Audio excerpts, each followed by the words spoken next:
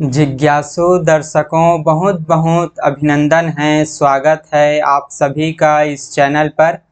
प्रत्येक दिवस की भांति आज भी हम श्री रामचरितमानस पर ज्ञान चर्चा का कार्यक्रम लेकर उपस्थित हुए हैं और आज जो हमारी चर्चा का विषय है वह है मेघनाद के द्वारा घनघोर युद्ध करना और प्रभु श्री राम का नागपाश में बंधना।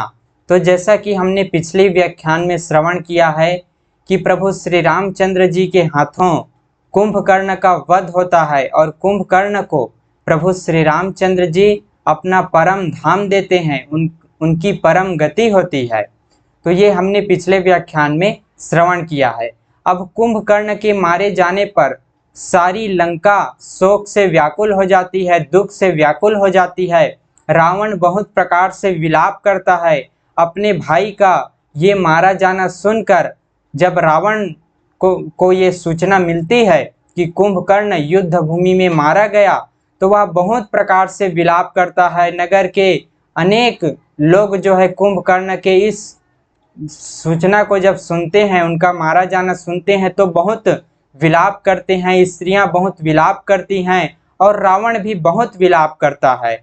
और फिर जो है स्त्रियां उसके बड़े भारी तेज और बल को बखान करके अनेक प्रकार से विलाप करती है, हाथों से छाती पीट पीट कर रो रही है। और उसी समय मेघनाद जो है आता है और उसने बहुत सी कथाएं कहकर पिता को समझाया। मेघनाद जो है आता है और मेघनाद अपने पिता को कहता है, समझाता है कि हे पिताजी, कल मेरा पुरुषार्थ देखिएगा, कल युद्ध भूमि में मेरा पुरुषार्थ देखना, मेरा पराक्रम देखना।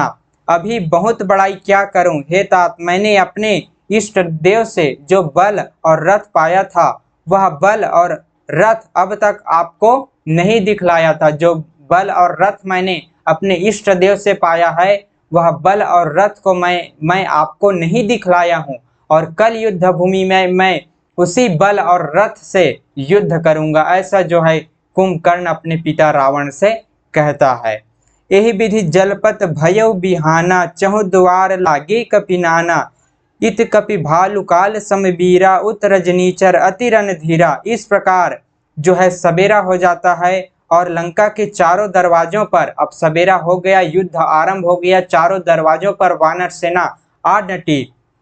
इधर काल के समान वीर वानर भालू हैं और उधर अत्यंत रणधीर राक्षस हैं। दोनों ओर के योद्धा अपनी अपनी जय के लिए लड़ रहे हैं, अपनी अपनी विजय के लिए लड़ रहे हैं।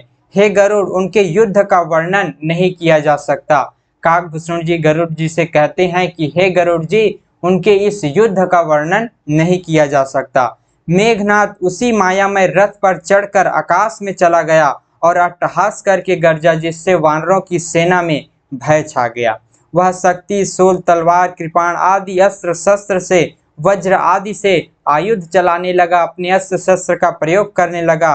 फरसे, परिक, पत्थर आदि डालने और बहुत से बाणों की वृष्टि करने लगा। आकाश में दसों दिशाओं में बाण छा गए, मानो मघा नक्षत्र के बादलों ने झड़ी लगा दी हो। पकड़ो मारो ये शब्द कानों से सुनाई पड़ते हैं, पर जो मार रहा है उसे कोई नहीं जानता। अर्थात जो है मेघनाद को कोई नहीं जानता, क्योंकि वह मायावी युद्ध कर रहा है। कभी तो वह अदृश्य हो जाता है तो कभी इधर प्रकट होकर के कभी उधर प्रकट होकर के, इस तरह से मेघनाद मायावी युद्ध कर रहा है, अनेक अस्त्र शस्त्र बरसा रहा है और समस्त जो है युद्ध भूमि लहूलुहान हो गई है। समस्त युद्ध भूमि में जो है इस तरह से युद्ध चल रहा है। पर्वत वृक्षों को लेकर वानर जो है आकाश में दौड़कर जाते हैं पर उसे देख नहीं पाते, मेघनाद को देख नहीं पाते। इससे दुखी होकर लौटते हैं। मेघनाद ने माया के बल से अटपटी घाटियां, रास्ते, पर्वत, कंदराव, बाणों के पिंजड़े बना दिए। अनेक तरह से अपनी मायावी शक्ति का प्रयोग करके मेघनाद इस तरह से युद्ध कर रहा है। अब कहाँ जाए यह सोचकर वानर व्याकुल हो गए। उसने तो समस्त पर्वतों, घाटियों को बना दिया अपने बाण का प्रयोग करके, और अब रहने की ठौर ही कहाँ, अब किधर जाए, कुछ रास्ता भी नहीं सूझ रहा। इस तरह से वानर सेना व्याकुल हो गए, मानो पर्वत इंद्र की कैद में पड़े हो। मेघनाद ने मारुति, हनुमान, अंगद, नल, नील आदि सभी बलवानों को भी व्याकुल कर दिया। मेघनाद हनुमान को, अंगद जी को, नल, नील आदि को भी व्याकुल कर देते हैं। फिर उसने लक्ष्मण जी, सुग्रीव और विभीषण को बाणों से मारकर उनके शरीरों को चलनी कर दिया। फिर उसने लक्ष्मण जी, सुग्रीव और विभीषण को बाणों से मारकर उनके शरीरों को चलनी कर दिया। फिर वह श्री रघुनाथ जी से लड़ने लगा, अर्थात विभीषण जी पर, सुग्रीव जी पर और लक्ष्मण जी पर उसने अपने बाणों का प्रयोग करके उनको भी जो है एक तरह से उस समय मेघनाद पराजित कर देता है। फिर वह श्री रघुनाथ जी से लड़ने लगा। वह जो बाण छोड़ता है वे सांप होकर लगते हैं, जो स्वतंत्र, अनंत, अखंड और निर्विकार हैं। प्रभु श्री रामचंद्र जी ब्याल पास बस भय खरारी, सुबस अनंत एक अभिकारी, नट युग कपट चरित कर नाना, सदा स्वतंत्र एक भगवाना। जो स्वतंत्र हैं, अनंत हैं, अखंड और निर्विकार हैं, वे खर के शत्रु श्री राम जी लीला से नागपाश के वश में हो गए। मेघनाद जो है नागपाश नाम का शस्त्र प्रयोग करता है और प्रभु श्री रामचंद्र जी तो लीला कर रहे हैं, उस लीला के द्वारा जो है वे नागपाश के वश में हो गए। मेघनाद के द्वारा भेजे गए उस बाण से वो बंध गए, नागपाश के वश में हो गए। श्री राम जी तो सदा स्वतंत्र हैं, अद्वितीय हैं, भगवान हैं। वे नट की तरह अनेक प्रकार की लीला कर रहे हैं, दिखावटी चरित्र कर रहे हैं। गोस्वामी तुलसीदास जी कहते हैं कि प्रभु श्री रामचंद्र जी क्या बंधन में आएंगे, वे तो बस लीला कर रहे हैं और इस तरह से वो नागपाश के वश में हो जाते हैं। उधर लक्ष्मण जी, सुग्रीव जी, हनुमान, अंगद इत्यादि योद्धा भी मेघनाद से पराजित होकर व्याकुल हो जाते हैं। मेघनाद से, उनके बाणों से, अपने बाणों का प्रयोग करके मेघनाद उन योद्धाओं को भी, लक्ष्मण जी को, सुग्रीव को, अंगद को, हनुमान को व्याकुल कर देते हैं और इधर प्रभु श्री रामचंद्र जी को नागपाश के वश में कर देते हैं। प्रभु श्री रामचंद्र जी तो अपने लीला के माध्यम से वे नागपाश के वश में हो जाते हैं। वे तो लीला कर रहे हैं, वे तो अनंत हैं, वे तो स्वतंत्र हैं, वे तो अखंड और निर्विकार हैं, कहीं वे बंधन में आ सकते हैं? वे जो है प्रभु श्री रामचंद्र जी लीला करने के लिए मेघनाद के बाण से नागपाश के वश में हो गए। मेघनाद के द्वारा प्रयोग किया गया उस बाण से, उस नागपाश नामक अस्त्र से उसमें बंध गए। रण शोभा लगी प्रभु ही बंधायो, नागपाश देवन भय पायो। और रण की शोभा के लिए प्रभु ने अपने को नागपाश में बांध लिया, किंतु उससे देवताओं को बड़ा भय हुआ। शिव जी कहते हैं, हे गिरजा, जिसका नाम जप कर ये मुनि जो है, संत योगी मुनि भव बंधन से इस जन्म मृत्यु की फांसी को काट डालते हैं, वे सर्वव्यापक और विश्व निवास, विश्व के आधार प्रभु कहीं बंधन में आ सकते हैं? इस तरह से भगवान शिव जी माता पार्वती से, माता गिरजा से कहते हैं कि हे गिरजा, प्रभु का नाम लेकर के ही जो योगी मुनि इस भव सागर से तर जाते हैं, वे प्रभु कहीं नागपाश के वश में हो सकते हैं, कहीं बंधन में आ सकते हैं? वे तो बस लीला कर रहे हैं। हे भवानी, श्री राम जी की इन सगुण लीलाओं के विषय में बुद्धि और वाणी के बल से तर्क नहीं किया जा सकता। ऐसा विचार कर जो तत्व ज्ञानी और विरक्त पुरुष हैं, वे सब तर्क छोड़कर श्री राम जी का ही भजन करते हैं। मेघनाद ने सेना को व्याकुल कर दिया, फिर वह प्रकट हो गया और दुर्वचन कहने लगा।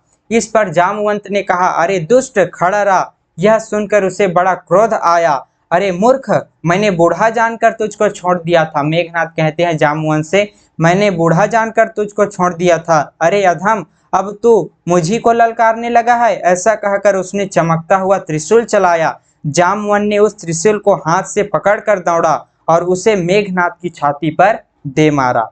वह देवताओं का शत्रु चक्कर खाकर पृथ्वी पर गिर पड़ा। मेघनाद को भी जो है मूर्छित कर देते हैं। एक तरह से वह चक्कर खाकर पृथ्वी पर गिर जाता है। जामवंत जी के प्रहार से मेघनाद चक्कर खाकर के पृथ्वी पर गिर जाता है। जामवंत ने फिर क्रोध में भरकर पैर पकड़कर उसको घुमाया और पृथ्वी पर पटक कर उसे अपना बल दिखलाया।